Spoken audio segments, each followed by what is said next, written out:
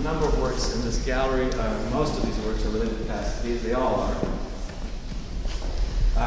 This is called Milton Pass the Peas. It's made out of telephone cable, kind of heavy telephone cable, and a number of different rings that are the quote-unquote peas that are traveling around the course of this. Again, it's kind of like an endless cycle that suggests movement and motion, this activity that is not unlike sound waves coursing through the telephone cable itself. You know, you can imagine that maybe was something that was in his thought process. But it's also a really funny and irreverent idea, Pass the Peas. Pass the Peas is the name of a song by the JB's, James Brown's backup band. And the refrain the band sings, Pass the Peas, is when one band member hands off the solo to the next. So like this, it's the cyclical process of generation and creation in this piece of music, and a wonderful piece of music. I wish we could play it. Also, the title Milton Pass the Peas, we're pretty sure. It's pretty much an homage to Al Taylor's mentor, Robert Rauschenberg, whose name was Milton. Debbie, when we spoke, Debbie said you knew Robert Rauschenberg's mother, and she was Southern, she had an accent. Yeah, and many times she never called him Bob or Robert when she'd come up to New York. It was always Milton. So I am positive that's why Al named this Milton Pass the Peas. When you transport this, do you have to reassemble it, or does it come like in a big box? It comes well packed, but it does have to be not reassembled, but hung and then adjusted and sort of calibrated, like we were doing with the Endless Puddle. Debbie is an amazing archivist for the estate and has all of Taylor's notes and notebooks and also original photographs from the first exhibitions or the first times they were put together in the studio. So all the works were assembled or adjusted according to the archival material from the studio. So we try to be as true to the artist's original intention as possible. This is a drawing in the British Museum's collection. It's absolutely exquisite. It's made with material xerographic toner. There's a number of drawings that you'll see that he used toner, Xerox toner, as a material with solvent to make liquid this very powdery and light and vaporous material, so that it becomes a material that you can work with like a gouache or a watercolor. Probably probably somewhat toxic, I can imagine, substance, but with a beautiful effect. These wonderful gradations of color that is able to achieve with Xerox toner.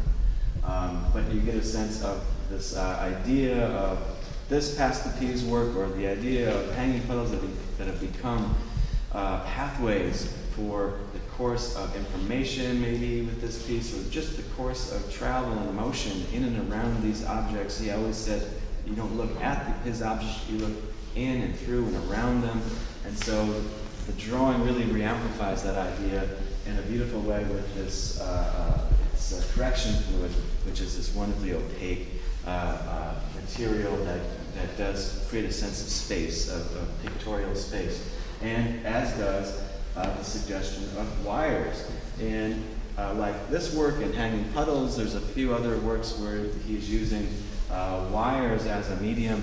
They're not incidental. They're not just there to prop up works or to be things that are like mounts. They're purposeful and intentional, and in the sculptures and in the drawings of them.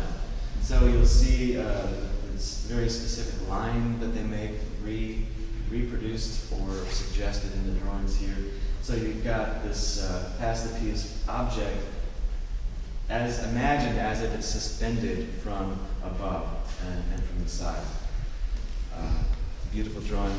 This is a series of etchings that are related to Past the Keys as well. And but we tried to hang the show so you get a wonderful sight lines between the sculptures, the prints, and the drawings to demonstrate the sort of endless variations and iterations of form. So, for example, these kind of loop-de-loops with the keys, you can see happening in the object on the wall there called hip pose, but also in the shadow that the hip pose sculpture produces, the wonderful drawing on the wall that that object produces. And to me, the object in the shadow suggests the forms that, or an idea maybe we'll talk about upstairs with Latin studies works. But if you also look at the hip pose from the side, you get another idea of how these looping forms are suggested in the print to the right, and then the course of the sort of meandering course of the drawing on the left again reiterates this idea of movement through pathways that are endless. Hip pose, another example, Debbie mentioned it earlier, language. He used language as a material in his work. Hip pose, if you say it fast, it sounds like the animal hippos. But of course, hippos with hula hoops, if anyone's used a hula hoop, goes on your hips, and it's a hose that you do that around your hips. It's also, it's a really campy mainland idea of what goes on in Hawaii, what hula's about. It's nothing to do with hula hoops, right? It's a beautiful sacred dance, and I think that the object itself is so low culture, and it's so evocative of something that exists in the imagination that's so utterly different from what reality is that maybe that's part of the interest in this material. What do you think, Debbie? Oh, absolutely, and I think when you leave and you go to the lobby, the High Museum owns the portfolio on the one wall called 10 Common Hawaiian Household Objects. So at the same moment that you might look and say, hopefully, you'll think beautiful, beauty, but then the title will tell you it's a strip of fly paper. Or there's one of my favorites is called Thongs. Of course, generations, so I'm older, I'm working with printers for the catalog, and they said, oh, we love thongs, and look at the butts. And I was like, butts? What are you talking about? And they're like, a thong. And I said, no, they're called flip-flops, like plastic. But so they open up all kinds, and Al would have loved that. He didn't want to define, used humor, misspelling, to open up the possibilities of interpretation, or looking, or just looking. Yeah. And the other thing in this, there is a garden hose in there. Right. So it's like actually accurately, but plain. I do think in the show, I was thinking it is phenomenal to have prints, drawings, and sculpture together, just like he worked back and forth through all of them. But the other medias that are in the show, shadows were a medium for, you'll see the shadows in the drawings. Right. So he draws the shadows as well. Yeah.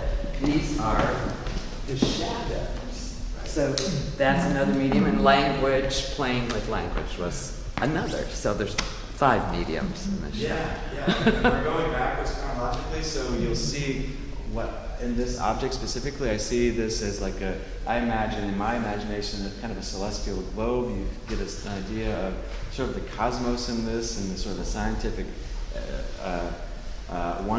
wonderment about this idea of not only motion and sort of geometry, but also an object that, like the Peabody group, begins to map things, map perhaps the cosmos. Yeah. How did you configure the lights? How did you figure out how the shadows should be cast? Well, the lighting was also really very specific, and Debbie worked with our brilliant lighting designer, Caroline Principali, working again from archival photographs, but also from intuition. you know, the drawing of shadow is really important. Sometimes that may not come through in the photograph, but I think through intuition and combination of archival photographs. Does the lamp temperature have anything to do with the shadows? Oh, sure, yeah. We used filters on some, and we tweaked. Greg and Debbie and Caroline worked really carefully to adjust the shadows. This is a relatively strong shadow compared to Milton Past the Peas, for example. So, or the one on the floor with the hanging puddle. What's the angle? And the angle. Key lights and fill lights, that kind of thing? Then we have a number of different kinds of lights. Yeah, so the angle. Key is right. The main light. Oh, the key light. Yes, I think there is primarily one. There's primarily one light, as I recall. Is that correct, Greg? As you were moving through lighting. Yes. Because if you use a couple lights, you're going to throw a number of different shadows. Yes, exactly. Yeah, we're trying to, for the most part, have one shadow because you can imagine Yes. it will take away from the actual sculpture if there's like that much shadow. And we started with Al's photos from when he first showed them to try and find that. But it's really difficult because this isn't the space he first showed them. Ceiling might be higher or a different kind of lighting track. So then you work with the space you're in to find what does make a drawing, which we knew for him, shadows were drawings. But there isn't a definite shadow. No. He said this is the only shadow that could be. You know, so you could. It would, even if you had sunlight, that would change over the course of the day. The So shadow. he didn't say this is the only. It has to be at a 45. Oh no, he never did, and definitely I'm the rich one now that he's dead because it's not. I'm not the artist, and I try to make it true to him. But I'm looking at photos. These were made in 1992.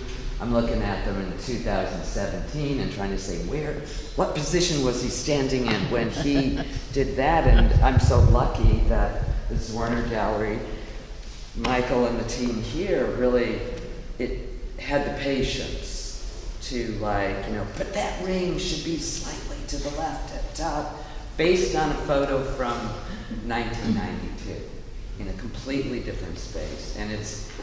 But we have gotten a feel, certainly the Zwirner Gallery, things that I love in the shadows and try to get.